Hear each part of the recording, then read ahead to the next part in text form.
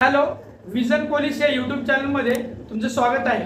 जर तुम्ही चॅनलला सबस्क्राइब केला नसेल तर सबस्क्राइब करून घ्या। आज आपण मुंबई लोहमार्ग चालक पोलीस या क्वेश्चन पेपरचा गणिताचं विश्लेषण पाहणार आहोत, जे 16 तारखेला झाला होता। त्यातला क्वेश्चन बघा, गणिताचा क्वेश्चन पहिला होता, सेट ए मधला क्वेश्चन आहे हा गणिताचा पहिला क्वेश्चन। क्वेश्चन काय आहे, 12 मजुरांना एक काम करण्यास 12 दिवस लागतात। 12 मजुरांना एक काम करण्यास 12 दिवस लागतात।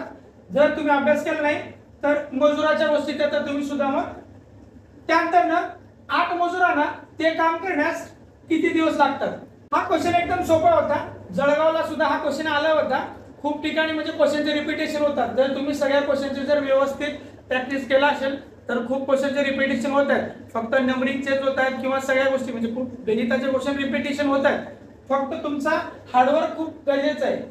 हा क्वेश्चन सोडायचा कसं बघा, 12 मजुरांना 12 दिवस लागतात, तर पुढे काय म्हणलंय, 8 मजुरांना ते काम करण्यास किती दिवस लागतील, त्या कामासाठी आम्ही x मान ओके तोच काम आहे म्हणून मी बरोबर इथे चिन्ह दिलंय। 12 गुणिले 12 144 इज इक्वल टू 8 गुणिले x म्हणजे किती दिवस लागतात त्यासाठी 144 हा इथं गुणाकार आहे, इकडे येऊन भागाकार होतो। 144 भागिले 8 बरोबर x म्हणजे किती दिवस लागतात 8 मजुरांना। इथं भाग मार आता, 8 1 8 पाडा येणं खूप गरजेचं आहे। 8 1 8 8 1 8 राहिले किती आता माग 4 8 8 8 ते 64 म्हणजे 18 बरोबर x। तेच काम करण्यासाठी 8 मजुरांना 18 दिवस लागतात। आहे ऑप्शन आपला क्वेश्चन नंबर फर्स्टचा ऑप्शन आहे डी। दुसरा क्वेश्चन बघा, एका संख्येला 6 ने भागल्यास बाकी 4 उरते। इथं बघा, एका संख्येला आपल्याला ती संख्या शोधायची, 6 ने भागल्यास बाकी 4 उरते व 7 ने भागल्यास बाकी 5 उरते, तर ती संख्या कोणती। शॉर्टकटच्या नादाला लागू नका आता, पण बेसिक जर आलं, आता जे एक्झाम देते पुढे त्यांनी व्यवस्थित बघा। शॉर्टकट मध्ये डोकं गरम असतंय एक्झाम देताना, मग त्या गोष्टी आम्ही येणार नाही। इथं बघा पहिल्यांदा 6 ने भागल्यास बाकी किती उरते, मग आम्ही त्याचा फरक काढून घ्यायचा। 6 ने भागल्यास बाकी किती उरते, 4 उरते, मग याचा फरक किती निघतो 2। पुढे बघा, 7 ने भागल्यास बाकी किती राहते बघा, 7 ने भागल्यास बाकी राहते 5 बाकी राहते, मग याचा फरक निघतो 2। म्हणजे दोघां संख्यांची बाकी ही सारखी राहते। अशा वेळी काय करायचं, लसावी पद्धतीने सोडवायचा। लसावी दोन पद्धतीने काढू शकतो। ह्या दोन संख्येची लसावी काढायची दोन प्रकारे काढू शकतो। तो बघा 6 आणि हा 7 अशा प्रकारे सुद्धा लसावी काढू शकतो। म्हणजे 2 त्रिक 6 या 7 ला 7। पुढे बघा, इथं बघा होतं काय, लसावी निघते का, निघत नाही। मग आता या तिघांचं गुणाकार करून घ्या। 2 त्रिक 6 6 7 42 42 या दोघांचा लसावी निघाला। 42 मधून जे फरक आलेला असतो सुरुवातीला आपला हा 2 वजा करायचा 2 म्हणजे राहते किती आपलं आता 42 मधून 2 गेले 40 राहतात। म्हणजे ती संख्या 40 आहे, ज्याला 6 ने भागल्यास बाकी 4 उरते आणि 7 ने भागल्यास बाकी 5 उरते। एक्झाम्पल एक सोडून बघू आम्ही। इथं बघा 40 6 ने जर भागला 6 6 36 बाकी किती उरतो 4 उरतो का, तर बघा 6 ने भागल्यास बाकी 4 उरते। अशा प्रकारे खूप इझी क्वेश्चन असतं। एका संख्येला 6 ने भागल्यास इथं बघा ती संख्या बाकी किती उरते 4 उरते, मग आम्ही त्यातला वजा केला, 6 मधून 4 वजा गेले 2 राहिला। पुढे 7 ने भागल्यास बाकी 5 उरते, म्हणजे 7 मधून 5 काढला 2 उरतं, म्हणजे दोघांचे जे वजाबाकी आहे ती सारखी निघाले। मग लसावी काढायची। अशा वेळी खूप अशा वेगवेगळ्या पद्धत आहेत, फक्त आता तुम्हाला जे कळेल लवकर त्यासाठी ही पद्धत घेतलेली आहे। आपल्या रेग्युलर बॅचेस मध्ये सगळ्या गोष्टी अशा व्यवस्थित बेसिक मध्ये एका क्वेश्चनचे 3 प्रकारे आन्सर कशा प्रकारे काढता येईल, शॉर्टकट मध्ये त्याची रेग्युलर पद्धत, ह्या सगळ्या गोष्टी सांगण्यात येईल। म्हणजे आपलं उत्तर आला 40, म्हणजे या ऑप्शन मध्ये सी हा आपला ऍक्युरेट आन्सर आहे। क्वेश्चन तिसरा बघा, खालीलपैकी पूर्ण वर्ग संख्या ओळखा किंवा कोणती आहे ते दिलंय। तुम्हाला 4 ऑप्शन दिलेले आहेत, यापैकी एखादी संख्या अशी आहे ज्याचा वर्गमूळ निघतो। ती संख्या 842 असेल किंवा 2304 असेल किंवा 7668 असेल किंवा 44 63 असेल. ह्या 4 ऑप्शन पैकी एक संख्या अशा आहे ज्याचा वर्गमूळ निघू शकतो. आता तो कशा प्रकारे निघतो इथं वेळ घालण्यापेक्षा तुम्हाला याचा डायरेक्ट आन्सर सांगतो. ह्याचा ऑप्शन आहे बी 2304 याचा ऑप्शन निघतं. हा 48 चा वर्ग आहे 2304 हा ऑप्शन बी आहे. कशा प्रकारे येतं याची शॉर्टकट पद्धत आम्ही वर्ग आणि वर्गमूळ हा धडा शिकताना रेग्युलर बॅचेस मध्ये घेऊ. त्यानंतर पुढचा बघा क्वेश्चन नंबर 14. दोन क्रमागत समसंख्यांचा गुणाकार 288 आहे तर त्यापैकी मोठ्या संख्येचा वर्ग किती. तिथं बघा दोन क्रमागत समसंख्यांचा गुणाकार किती आहे 288. मग मी काय करतो बघा आता इथं डिटेल मध्ये बघू. फर्स्ट संख्या म्हणजे पहिली संख्या घेऊ x. मग दुसरी संख्या काय होणार सेकंड संख्या काय होणार दुसरी संख्या x+2. हा x झाला हा x+2 झाला क्रमागत संख्या. यांचा गुणाकार किती आहे 288. मग आता मी मांडणी कसं करणार बघा x या दोन्ही संख्याचा गुणाकार x + 2 बरोबर येतं बरोबर 288. वा दोन क्रमागत संख्याचा गुणाकार 288 आहे. शॉर्टकटच्या नादाला लागू नका. अशा प्रकारचे क्वेश्चन आले ना तर आपला एकदम मेंदू गरम असतो तर तो आपल्याला आठवण येणार नाहीये. आता त्यासाठी बघा सोडवायचं कसं बघा हे x ने पूर्ण कंसाला गुणाकार करून घ्या. x गुणिले x x वर्ग इथं बघा अधिक चिन्हला अधिक चिन्ह x गुणिले 2 2x बरोबर 288. पुढे बघा x ला x वर्गला x वर्ग अधिक 2x ला 2x हा इकडे आला वजा 288 बरोबर 0. हा ही पद्धत आम्ही आता 10वी मध्ये शिकलेला आहोत. आता पुढे बघा सोडवायचा कसा वजा 288 चा अशा प्रकारे दोन भाग पाडायचा ज्याचा गुणाकार केल्यावर वजा 288 आला पाहिजे आणि बेरीज केल्यावर अधिक 2 आला पाहिजे. मग आम्ही काय करणार इथं हा 18 आणि हा वजा 16. इथं बघा ह्या दोघांचा जर गुणाकार केला तर 288 येतं आणि जर बेरीज केला 18 मधून 16 गेले इथं बघा बेरीजच होतो. हा अधिक चिन्ह असतो आणि हा वजा म्हणजे क्रिया होते. इथं मोठ्या संख्येतून लहान संख्या वजा होतो. इथं अधिक आहे 18 मधून 16 गेले तर आता किती 2 अधिक 2 अशा प्रकारे. मग ती दोन संख्या झाली 18 आणि 16. मग इथं मी कशा प्रकारे याचे अवयव पाडणार इथं x वर्ग अधिक 18x वजा 16x वजा 288 बरोबर 0 अशा प्रकारे. मग हा रिटर्न येतो बघा x वर्गला x वर्ग 18x वजा 16x 2x आले वजा 288 ला 288 असा याचा अवयव पाडा. आता व्यवस्थित 10वी ला अवयव पद्धतीने गणित सोडवलेलं आम्ही.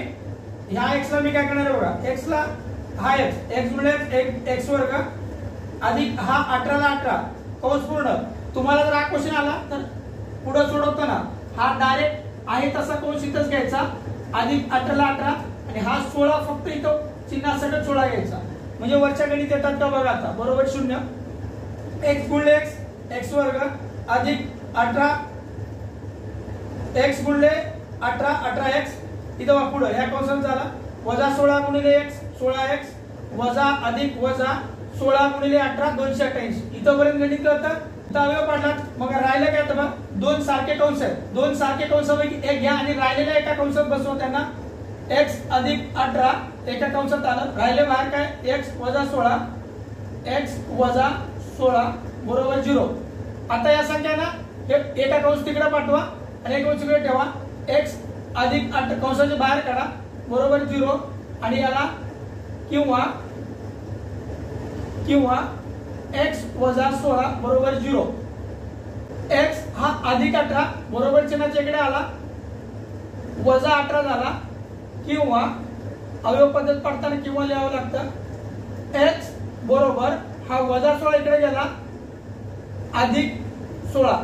आता ते आपल्याला दोन संख्या भेटल्यात क्रमागत एक 16 समसंख्या एक 18 आलं आणि एक 16 म्हणजे 16 क्रमागत 18 हे दोन्ही संख्या भेटल्यात. पुढे काहीतरी म्हटलंय त्या संख्येचा मोठ्या संख्येचा वर्ग काय. ह्या दोघांपैकी मोठी संख्या कोणती आहे इथं आता ती संख्या भेटली. ह्या वजाला सोडून देता x बरोबर 18 आलं आणि हे 16 आलं. ह्या दोघांपैकी मोठी कोणती संख्या आहे 18 आहे. मग आता मी काय करणार 18 चा वर्ग काढणार. 18 चा वर्ग किती होतो 18 चा वर्ग 18 चा वर्ग आलं 324. ऑप्शन मध्ये किती आहे? A B C D. Option C हा ऍक्युरेट आहे. तीन संख्या 3 4 5 या प्रमाणात असून त्यांच्या वर्गाची बेरीज 4050 आहे, तर त्यापैकी सर्वात मोठी संख्या कोणती काढायची? ऑप्शन दिले 55, 35, 65 आणि 45. कशा प्रकारे काढायचं बघा. बेसिक मध्येच बघू, शॉर्ट टू स्टिक बघायचं नाही आपल्याला, कारण की पुढे जे एक्झाम होणार त्याला सुद्धा आपल्याला कळेल की ह्याच्यासारखे दुसरे जर गणित आले तर कशा प्रकारे सोडवता येत आहे. सपोज तीन संख्या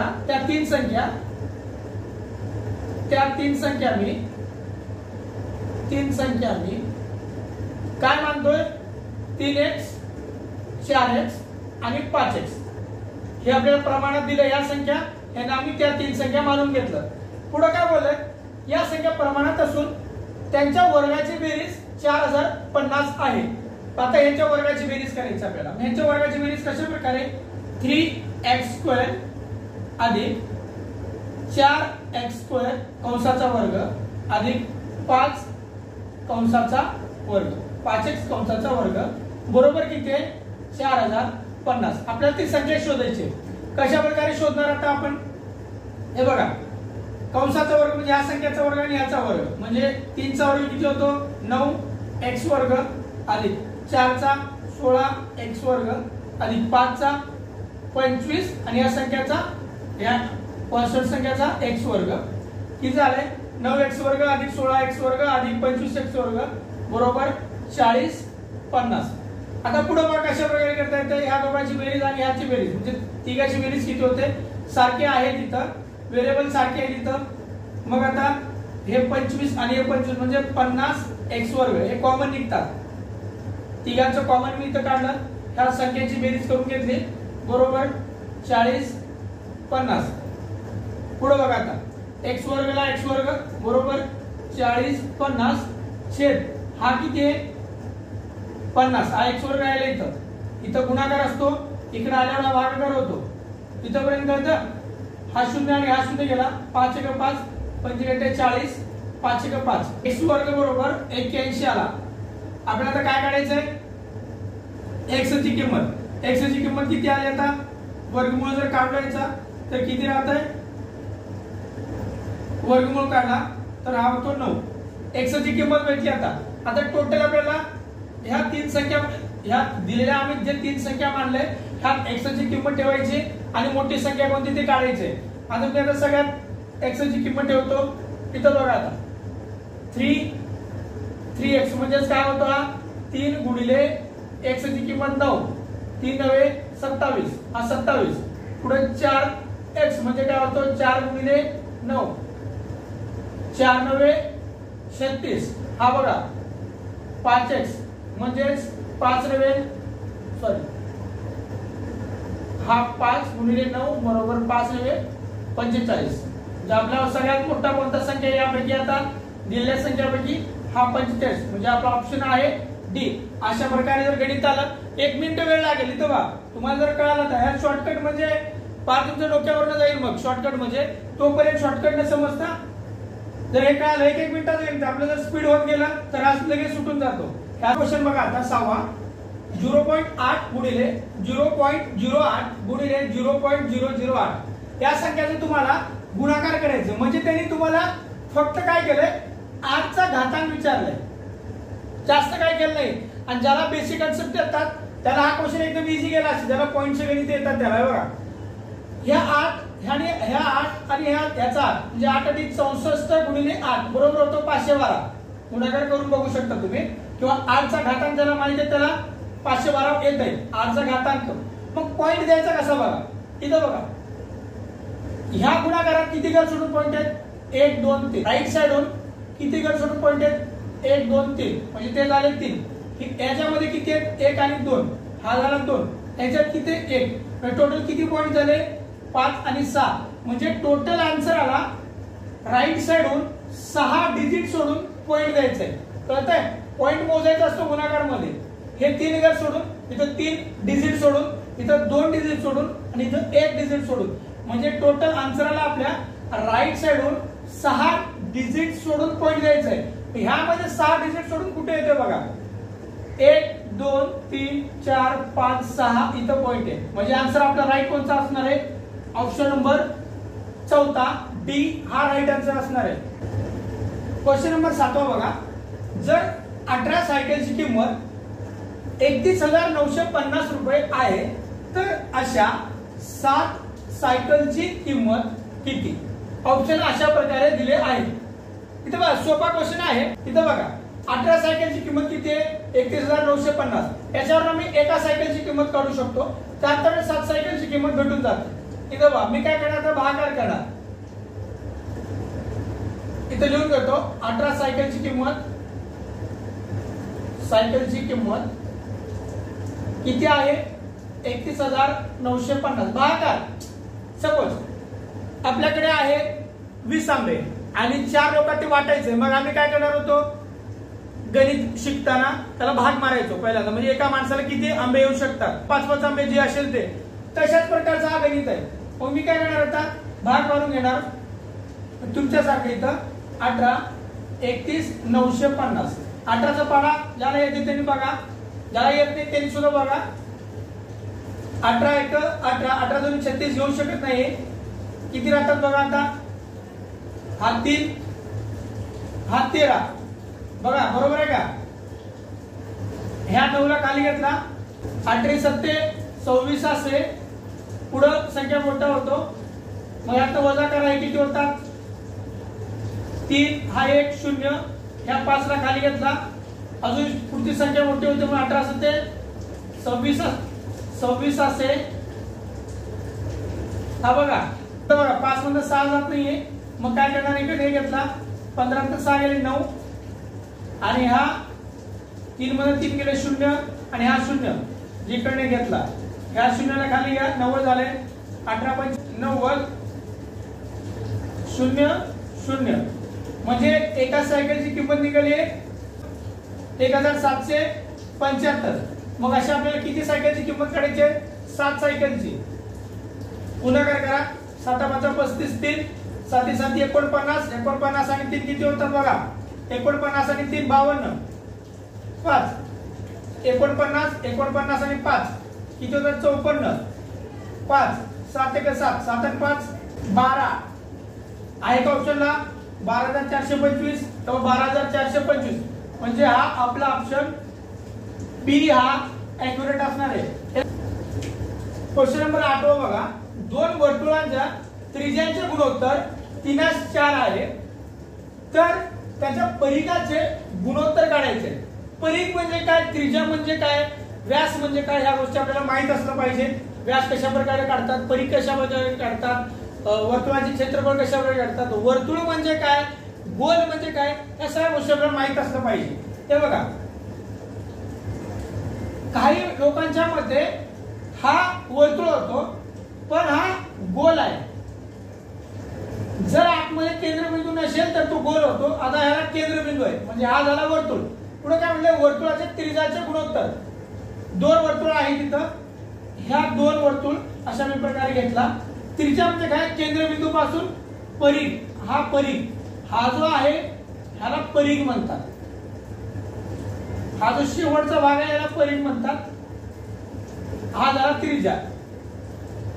या पहिल्या त्रिज्याचा आहे सपोज 3 आणि हा 4, त्रिज्याचा गुणोत्तर असा आहे समजा, तर त्याच्या परिघाचे गुणोत्तर काढायचे.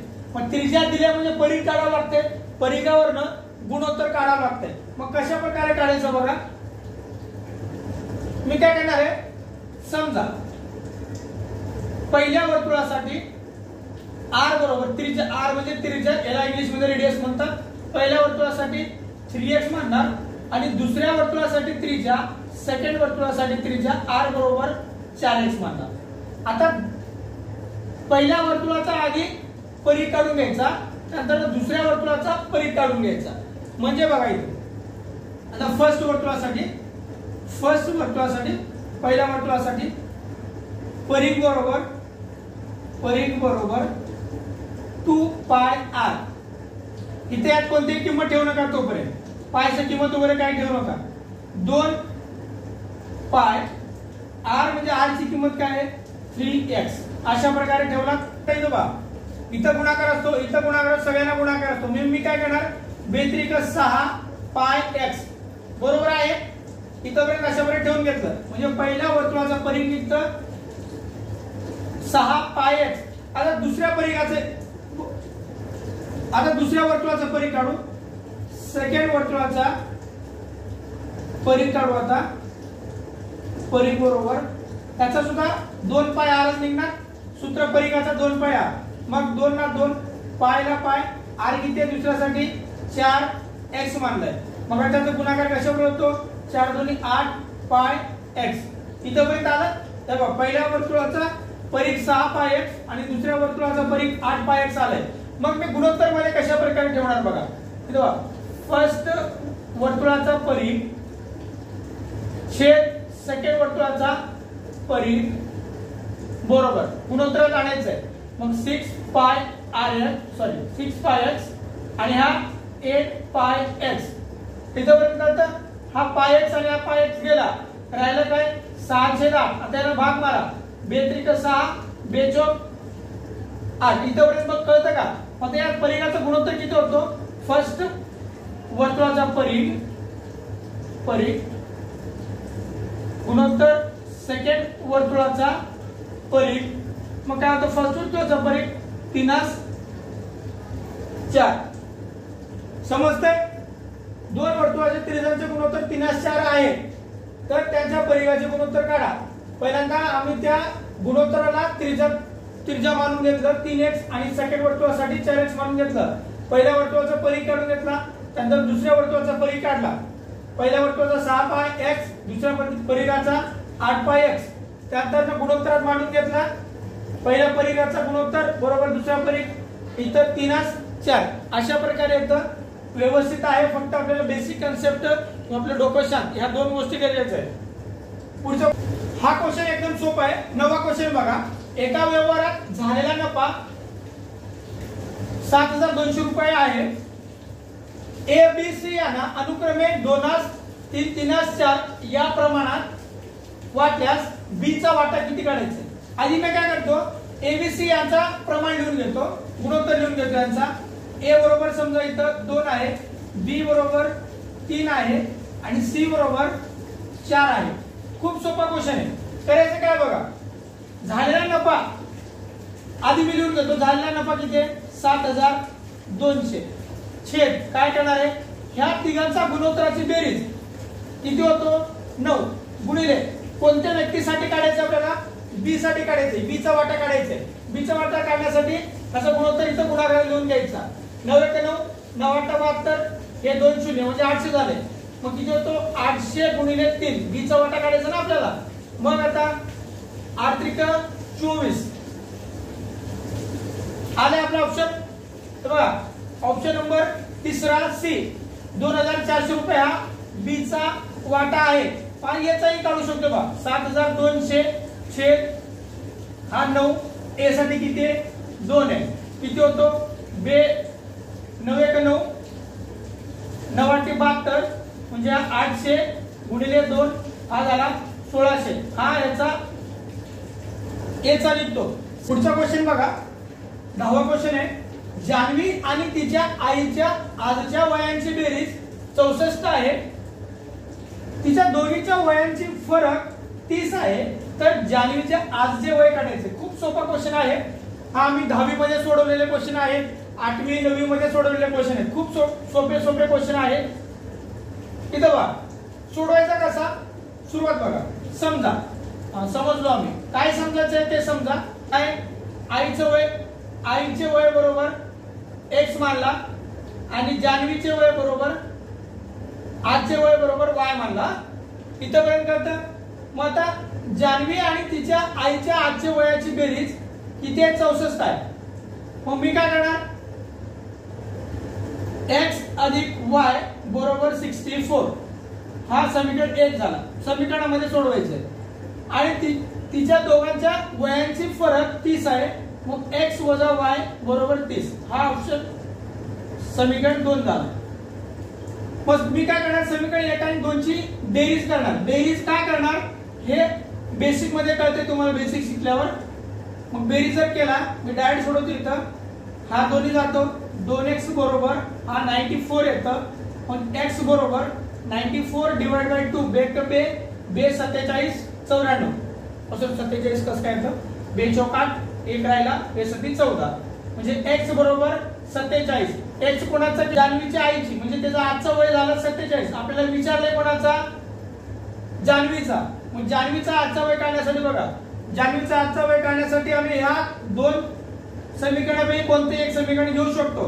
आता मी सपोज की दोन समीकरण घेतो, x वजा y बरोबर 30. x ची किंमत 47 वजा y बरोबर 30 वजा y बरोबर 30 वजा 47, सॉरी वजा 47 कसं काय आलं, हे अधिक तिकडे गेल्यावर वजा होतो. पुढे बघा, हा वजा y बरोबर वजा 17, सॉरी वजा 17 कसं काय आलं हे कळतं तुम्हाला. हा वजा आणि वजा केला, y बरोबर 17 म्हणजे हा y कोणाचा आजचा वय होता, जान्हवीचा. म्हणजे इथं विचारलं काय, जान्हवीचे आजचे वय 17. ऑप्शन नंबर तिसरा सी 17 वर्ष. कळतंय. पुढचा क्वेश्चन बघा आता, तीन व्यक्तींच्या वयाची सरासरी 24 आहे वर्ष आहे व त्यांच्या वयाचा गुणोत्तर 2:3:7 आहे, तर त्यापैकी सर्वात लहान व्यक्तीचे वय किती. सोपा क्वेश्चन आहे. सरासरी ज्याला येते त्याला हा गणित देऊ शकतो. समजा काय समजायचंय, इथं बघा, प्रत्येक व्यक्तींचा वयाचा गुणोत्तर 2x मानू, 3x मानू व 7x मानू. म्हणजे सपोज याला a बरोबर, याला b बरोबर आणि हा तिसरा व्यक्ती झाला, अशा प्रकारे मानलं. मग आता वयाचं गुणोत्तर काढायचं आणि सरासरी काढायचं. आधी सरासरी आहे, सरासरी दिले, वयाचं गुणोत्तर दिले, मग कशा प्रकारे निघतं बघा. सरासरी कशा प्रकारे काढतो, दिलेल्या घटकांची बेरीज भागिले एकूण घटक. मग दिलेल्या घटकांची बेरीज काय, 2x, ह्या वयांची बेरीज 3x आणि 7x, 2x अधिक 3x अधिक 7x छेद एकूण घटक किती आहेत, 3. इथं पुढे काय म्हटलंय, सरासरी वय दिलेले आपल्याला, त्यांच्या वयाची सरासरी निघालेली आहे, म्हणजे सरासरी टोटल किती आलंय, 24 आले. यांची बेरीज केल्यावर 24 आले असं तरी लिहिलेलं आहे, आधी सांगितलेलं आहे. मला सोडवायचं कसं बघा, त्यांची बेरीज करा वरच्यांची सगळ्यांची. आता आपल्याला रिअल किंमत माहिती आहे, मी मानलेले 2x अधिक 3x अधिक 7x छेद 3 बरोबर 24.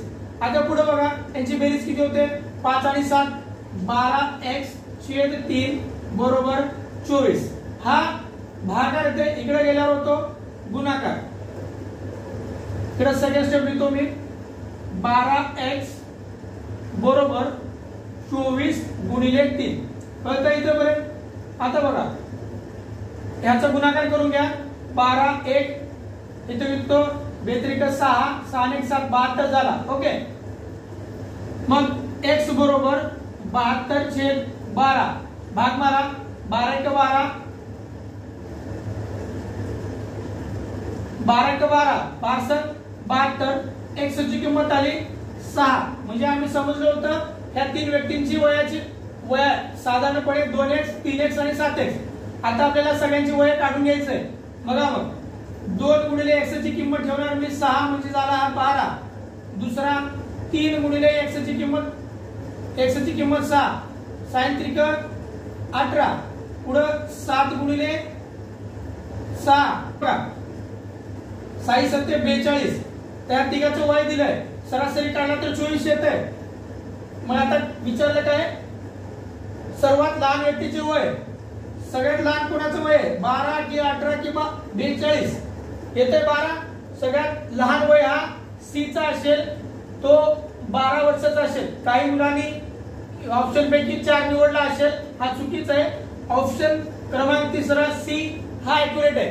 नंबर 12 बघा, आता 25च्या पाढ्यातील पहिल्या 9 संख्यांची बेरीज किती आहे. हा क्वेश्चन आम्ही बेसिक शिकताना बघू. याचा आन्सर आहे बी 11 25. पुढचा क्वेश्चन बघू. Question number 13. 1200 चे 15% बरोबर किती. हा एकदम सोपा क्वेश्चन आहे. 1200 चे म्हणजे गुणाकार, 15%चा 15/100. हे 2 शून्य गेले, हे 2 शून्य गेले. 15 आणि 12 चा गुणाकार करा, 15 गुणिले 12 12 पंचे 60, 0 6, 12 1 12, 12 आणि 6 18, 180. म्हणजे तुमचा ऑप्शन नंबर 2 बी हा ऍक्युरेट असणार आहे. क्वेश्चन नंबर 14 बघा. एका गावाची लोकसंख्या 5000 आहे, ती दरवर्षी 10% वाढते. वाढते का तुमच्या गावाची लोकसंख्या? या सध्याच्या युगात तर गावाची लोकसंख्या वाढत नाहीये, ती कमी होऊन स्थलांतर होते आणि ती शहराकडे वाढते. शहराची लोकसंख्या वाढायला लागले, दरवर्षी 10% वाढते. तर 2 वर्षानंतर त्या गावाची लोकसंख्या किती? बघा आता कशा प्रकारे काढायचा. 5000 लोकसंख्या आहे, ती दरवर्षी कितीने वाढते? 10% वाढते. मग 5000चा 10% काढा. 5000चा 10% म्हणजे एका वर्षात कितीने वाढते हे कळून जात आहे. हा 0 गेला, हा 0 गेला, हा आणि हा 0 गेला, म्हणजे राहिले किती? 500. म्हणजे एका वर्षात ती 500 ने वाढली. आता ह्याचा अंदाज 1 वर्षाचा काढला आम्ही. मग काही मुलं काय केलं असेल ना, गुणिले 2 केले असेल, 6000 आला असेल. आता त्याला काय करायचा? एका वर्षाचा टोटल आता लोकसंख्या किती झाला? 5500 लोकसंख्या झाला. आता दुसऱ्या वर्षासाठी ह्या 5500 ला 10 ने या 5500चा 10% काढायचा. 0 हा 100, हे 2 0 गेले, हा 0 गेला, म्हणजे राहिला 550. बरोबर आहे. पहिल्या वर्षाचा 500 आणि दुसऱ्या वर्षाचा 550 ने वाढलाय. कळतं काय ते? पण कंटिन्यू तसाच 500 म्हणजे सेकंड वर्ष सुद्धा 500 असा वाढला नाहीये. मग 500 प्लस 550 किती होतात? 1050. ऑलरेडी गावाची लोकसंख्या इथे 5000. 2 वर्षानंतर किती होणार आहे? 6050. ऑप्शन मध्ये कुठे आहे का? ऑप्शन ए 6050 ऑप्शन ऍक्युरेट असणार आहे. क्वेश्चन नंबर 15 बघा. एक वस्तू 900 रुपयाने विकल्याने 900 रुपयात विकल्याने 150 रुपये नफा होतो, तर शेकडा नफा किती काढायचा? म्हणजे 150 चा किती टक्के नफा? हा नफा झाला 150 रुपये, तर टक्के किती झालंय? 900 रुपयाचा किती टक्के त्यांना नफा झालाय हा काढायचा आहे. पहिला आधी खरेदी किंमत काढून घ्या. खरेदी किंमत कसं काढणार? विकलेली किंमत वजा विक्री किंमत वजा नफा. नफा किती झालाय? 150. म्हणजे किती होतो टोटल खरेदी किंमत? 750 रुपयाचा खरेदी किंमत होतो. इथपर्यंत काय होतं? आता शेकडा नफा काढण्यासाठी बघा, जर पेपर मध्ये पुढच्या पेपर मध्ये असा आला तर शेकडा नफा काढण्यासाठी एकूण नफा छेद खरेदी किंमत गुणिले शेकड्यात काढायचं म्हणून 100. नफा किती झालाय? 150. खरेदी कितीचे? 750चे. तर खरेदी कसा काढला आम्ही? हे वस्तू 900 रुपयाने विकल्या त्याने 150 रुपये आपले त्याला नफा झालाय. म्हणजे 750 ची वस्तू होती, त्याला ते 900 रुपये निर्यात काढला पर पुढच्या ना, मग त्याला 150 रुपयाचा नफा झालाय. मग काढायचा कसा आता? गुणिले 100. हा 0 आणि हा 0 गेला, 10 राहिला इथं आणि इथं 150 राहिला. भाग मार आता. 5 1 5, 5 1 5, 5 25, 5 3 15, हा 0 किती झाले?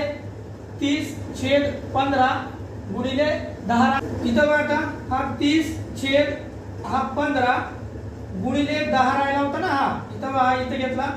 15 15, 15 2 30, 2 गुणिले 10 राहिला, 20% त्याला नफा झालाय. म्हणजे आपला ऑप्शन असणार आहे ऑप्शन बी 20. 16 छापील किमतीवर 15% सूट देऊन एका दुकानदाराने एक मोबाईल 10,200 रुपयाला विकला, तर त्या मोबाईलची छापील किंमत किती? आता छापील किंमत वगैरे आपल्याला समजत असेल बघा. सपोज आम्ही एक मोबाईल घेतला, तो 12,000चा मोबाईल समजा, असा 12,000चा मोबाईल आहे. मग आम्ही त्याला नेगोशिएशन वगैरे केला. मग तो म्हणला सर ठीक आहे 10% डिस्काउंट देतो. मग तो मोबाईल आपल्याला आला, सपोज असंच गृहीत धरा 11,000ला तो मोबाईल आपल्याला भेटला. मग आता या दोघा प्राइस मध्ये छापील किंमत कोणती आहे? हा झाला आपला छापील किंमत 12,000. आधी काय करू? डिस्काउंट किती दिले, म्हणजे किती रुपयाचा डिस्काउंट दिले, सूट किती दिले छापील किंमतीवर हे काढू. कशा प्रकारे काढता येतं? आता सूट किंमत काढण्यासाठी बघा, सूट किंमत काढण्यासाठी सूट मध्ये ते आम्ही नेसतो ते सूट नाही, सूट किंमत काढण्यासाठी म्हणजे डिस्काउंट, याला मराठीत सूट म्हणतात. 15% सूट दिलाय, 15/100 गुणिले विकल्या कितीला, सूट काय सूट किंमत काढण्यासाठी 15%/100 गुणिले विक्री किंमत किती आहे आपलं 10,200. समजतं इथपर्यंत?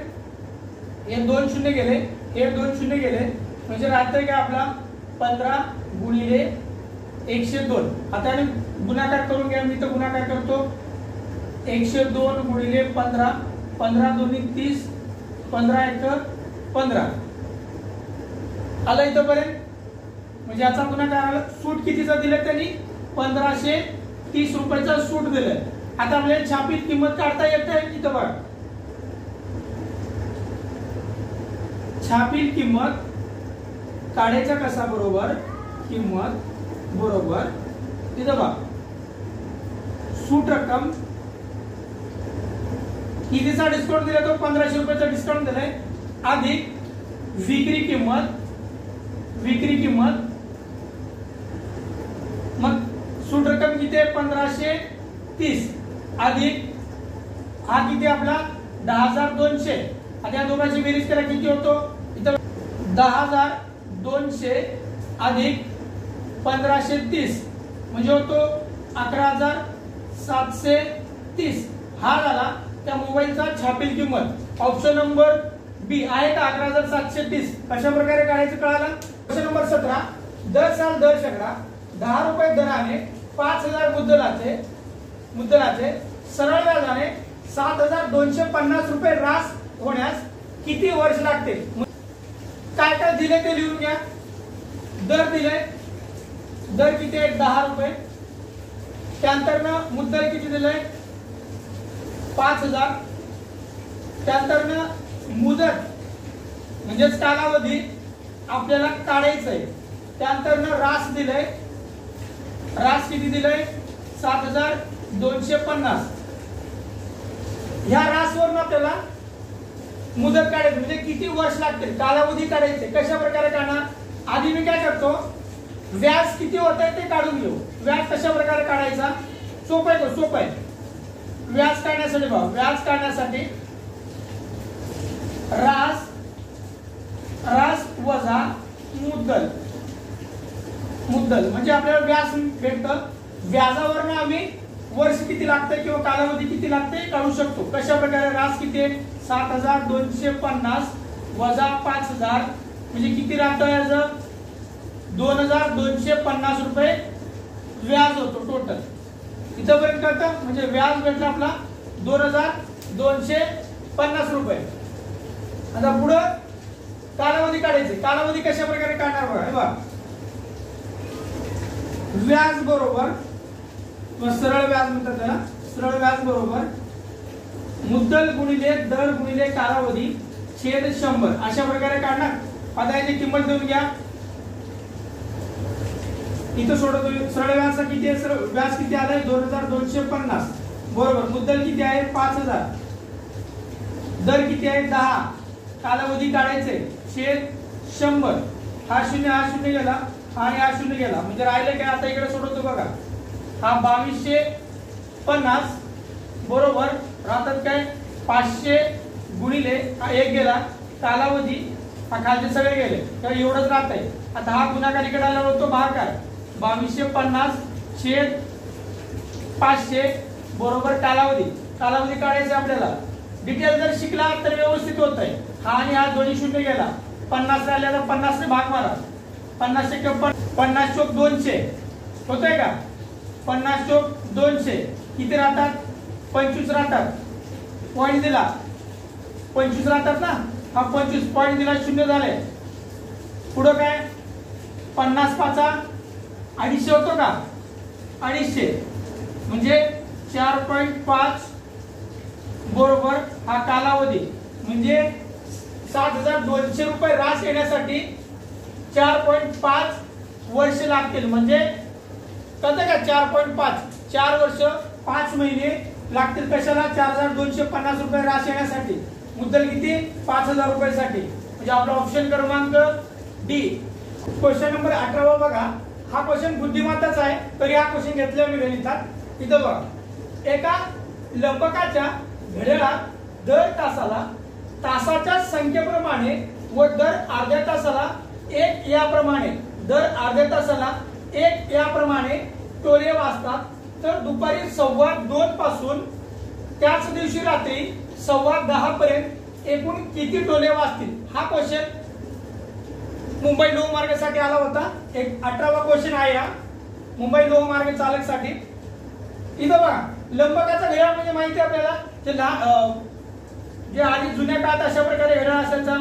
हा वाजायचा बरोबर 8 वाजले किंवा वाजायचा किंवा 7 वाजले की वाजायचा. प्रत्येक तासाला हा वाजायचा. अशा प्रकारचा घड्याळ आहे. काय म्हणतो बघा पुढं, एका घड्याळाच्या लंबकाच्या घड्याळात दर तासाला म्हणजे हा जो लंबक असतो दर तासाला संख्येच्या प्रमाणे म्हणजे काय, सपोज हा जरी 1 वाजला, सपोज 1 वाजला की हा एकदाच वाजणार, 2 वाजले की 2दा वाजणार, 3 वाजले की 3दा, 4 म्हणजे 4दा, अशा प्रकारे वाजणार. तर दुपारी 2:15 पासून त्याच रात्री 10:15 पर्यंत एकूण किती टोले वाजतील? कळायला क्वेश्चन मी ऍडव्हान्स लिहून घेतलं इथं, म्हणजे तुम्हाला लवकर वेळी सोडून सांगता आलं पाहिजे. 2:15 म्हणजे किती? 2:15 इथपर्यंत करता आणि 10:15 म्हणजे 10:15 इथपर्यंतचा गणित कळाला. ह्या गोष्टी सुद्धा कळाला. आता कशा प्रकारे सोडवायचं मी इथं मांडून घेतलं आधी. इथं बघा एकूण किती तास होतात सगळ्या गोष्टी इथं बघा. दर तासाला तासाच्या संख्येप्रमाणे वाजणार आहे. मग 2:15 पासून सुरुवात होणार आहे. 2:15 पासून आम्ही मोजणार आहे. 2:15 म्हणजे ह्या 2 वाजून 15 मिनिटाला तो वाजणार नाहीये किंवा 2 वाजता वाजणार नाहीये, वाजून त्याचा झालेला असतो. आता कळतं का? टोले वाजतात म्हणजे 2 ला टोले वाजून झालेले आहे. आम्हाला काउंट कधीपासून करायचं आहे? 2 वाजून 15 मिनिटामध्ये. ह्या 2 वाजून 15 मिनिट इथं 2 टोले वाजणार नाहीये. कळतं का इथपर्यंत? इथनं पुढं बघा, इथनं पुढं ह्या एरियामध्ये इथे 1 वाजणार नाही. अर्धा तासाचा 1 टोला इथं वाजतो. इथं 3 ते 4 मध्ये वाजणार, इथं 4 ते 5 मध्ये वाजणार, इथं वाजणार, ह्या ठिकाणी वाजणार, 7:15 पर्यंत वाजणार, 6:15 ते 5:15 ह्यामध्ये वाजणार, 7:15 ते 8:15 इथे सुद्धा वाजणार आणि 8:15 ते 9:15 आणि 9:15 ते 10:15 अशा ठिकाणी टोले वाजणार. प्रत्येक तासाला वाजणार.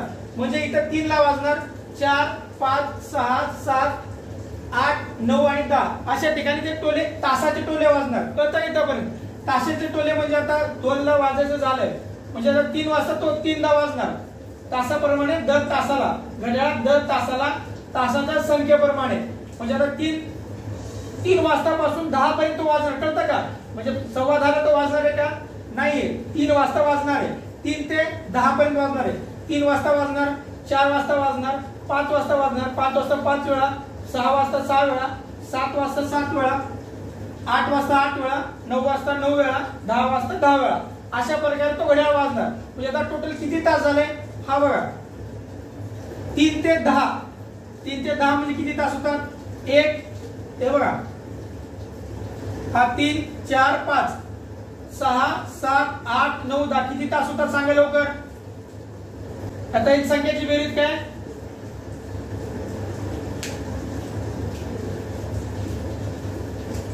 तीन ते 10 पर्यंत वाजणार आहे. 3 ते 10 पर्यंत तो वाजणार आहे. म्हणजे त्या प्रत्येक संख्येची बेरीज 3 अधिक 4 अधिक 5 अधिक 6 अशा प्रकारे 10 पर्यंत. म्हणजे ह्या संख्येची बेरीज किती येते? या संख्येची बेरीज किती होणार? आता या संख्येची बेरीज होते 52. बेरीज करून बघा. 3 ला 3दा वाजणार, 4 ला 4दा वाजणार, 5 ला 5दा वाजणार, 6 ला 6दा अशा प्रकारे 10 वाजेपर्यंत तो शेवटी 10 ला 10दा वाजणार आहे. मग टोटल त्या सगळ्यांची टोल्यांची बेरीज होते 52. पुढे बघा त्या सगळ्यात तो तासाचा टोले वाजून गेले. आता अर्धा तासाचं बघा. या दोघात तो एकदा वाजणार, ह्या दोघात एकदा वाजणार, 2:15 ते 3:15 मध्ये एकदा, 3:15 ते 4:15 मध्ये एकदा, 4:15 ते 5:15 मध्ये एकदा, 5:15 ते 6:15 एकदा अर्धा तासाचं वाजणार. इथं एकदा 7:15 7:15 ते 8:15 एकदा, 8:15 ते 9:15 एकदा आणि 9:15 ते 10:15 एकदा अर्धा तासाचा. इथं तो 1 तासाचा वाजलाय, मग अर्धा तासाचा वाजणार, मग रिटर्न अजून 1 तासाचा वाजणार. मग रिटर्न अजून अर्धा तासाचा टोल्या वाजणार, मग एका तासाचा. कळतं इथपर्यंत? इथपर्यंत कळते. म्हणजे आता अर्ध्या तासाचे किती झाले? 1 2 3 4 5 6 7 8 हे 52 टोले झाले. इथं बघा, हा 52 टोले झाले प्लस अर्ध्या तासाचा 8 म्हणजे किती होतात? 60 टोले. 10:15 पासून सॉरी 2:15 पासून 10:15 पर्यंत एकूण 60 टोले वाजतात. म्हणजे तुमचा ऑप्शन नंबर तिसरा टी. कळतं का? खूप सोपा क्वेश्चन आहे. इथं बघा क्वेश्चन नंबर 19. एका संख्येला 12 ने गुणण्याऐवजी चुकून 21 ने गुणले तर गुणाकार मूळ गुणाकारापेक्षा 108 ने जास्त आला तर ती मूळ संख्या कोणती? हा 19वा क्वेश्चन आहे. लोहमार्ग पोलीस भरतीचा, चालक पोलीस भरतीचा. मग त्यात हे ऑप्शन दिले, कशा प्रकारे सोडवायचं बघा. आता समजा हा चुकीचा का गुणला असेल, कशात तरी एसएमएस आला असेल त्याला, एसएमएस मध्ये तो चुकीचा गुणलाय. आता तुम्ही ऑप्शन किंवा उत्तर चुकीचं काढू नका. समजा ती संख्या कोणती आहे, त्या संख्येला मी जी मूळ संख्या आहे त्या मूळ संख्येला मी x मानू, मूळ संख्येला x मानू. मग आता मी कसं करणार बघा. चुकीची संख्या ने गुणाकार करायचा वजा योग्य संख्येचा गुणाकार करायचा. मग चुकीच्या संख्येने गुणाकार होता त्या मूळ संख्येबरोबर करायचा. म्हणजे 21 गुणिले x वजा 12 गुणिले x बरोबर किती येतं बघा. हा x बरोबर आला 108. दिसतंय? दिसत नसेल तर कमेंट करा. मग पुढे बघा. आता हा 21x वजा 12x बरोबर 108. त्याचा फरक किती होतो? 21 मधून 12 गेले 9x बरोबर 108. मग x बरोबर 108/9. हा गुणाकार इकडे आला, भागाकार होतो. 9 1 9 9 1 9 9 2 18 म्हणजे x बरोबर 12. आम्ही ती मूळ संख्या x मानले होते बरोबर. म्हणजे मूळ संख्या कोणती आले? 12. कळतं का इथपर्यंत? बघा आता जर त्या योग्य संख्येला 12 ने गुणला असता, 12 गुणिले 12 144 आला असता बरोबर. 144. आणि 21 ने 12 ला गुणला असता, 21 गुणिले 12 केला असता किती आला असता? हा 12 1 12 2 24 आणि 1 25. याचा फरक किती होतो बघा. आता 144 म्हणजे हा 8 हा 0 हा 1 108 आला का फरक? म्हणजे जास्त आला ना याच्यापेक्षा. म्हणजे आपला काढलेला उत्तर हा 1 असणार आहे. आता 20 आणि 21वा क्वेश्चन बघा. क्रमांक 1 ते 10 संख्यांच्या घनाची बेरीज किती काढायचं आहे? मग आता कशा प्रकारे काढायचं बघा. 1 ते 10 म्हणजे ह्या 1 ते 10 मध्ये शेवटची संख्या गुणिले 10 नंतर येणारी संख्या 11 छेद 2 आणि यांचा वर्ग. हा सूत्र आहे. बेसिक जे बॅच असेल का ते सगळ्या गोष्टी शिकवल्या जाईल. फक्त इथे शॉर्टकट बघा. हा 10 याला भाग मारा. आता बे कबे बे पंचन 10. पुढे बघा किती राहतो? 5 गुणिले 11 11 वाजा 55 55चा वर्ग 55चा वर्ग इथे होतो 5 वाजा 25 5 सक 30 म्हणजे याचा वर्ग निघतो 30 25. म्हणजे क्रमांक 1 ते 10 संख्यांच्या घनाची बेरीज किती निघते? 30 25. ऑप्शन नंबर चौथा डी. पुढे बघा 21वा क्वेश्चन खूप सोपा आहे. 70 व 105 या दोन संख्यांची लसावी 210 आहे तर मसावी किती? एकदम सोपा. ह्या लसावी बघत बसायचं नाही, डायरेक्ट सोडवा. 70 आणि 105 याची मसावी काढा. कशा प्रकारे काढतात ही एक सोपी पद्धत सांगतो. लहानपणीची पद्धत. ह्या दोन्ही संख्याला एका संख्येने भाग मारा आणि दोघांना गेली पाहिजे. जर एकाला जर नाही गेलं तर तिथे थांबायचा. कळतं का बघा. इथं मी 5 ने भाग मारतो 0 आणि शेवटी 5 आणून 5 ने भाग मारतो. 5 1 5. पुढे किती राहतात लवकर सांगा? 2 राहतात म्हणजे 20 आला. 5 चौक 20. पुढे बघा 5 2 10 5 1 5. आता ह्या दोन्ही संख्येला अजून कशाने भाग जाते का बघा. 7 ने भाग जातं इथं बघा या दोन्ही संख्येला गेलं पाहिजे, जर नाही गेलं तर इथं ह्या ठिकाणी जेवढं संख्या आहे त्यांचा गुणाकार करायचा.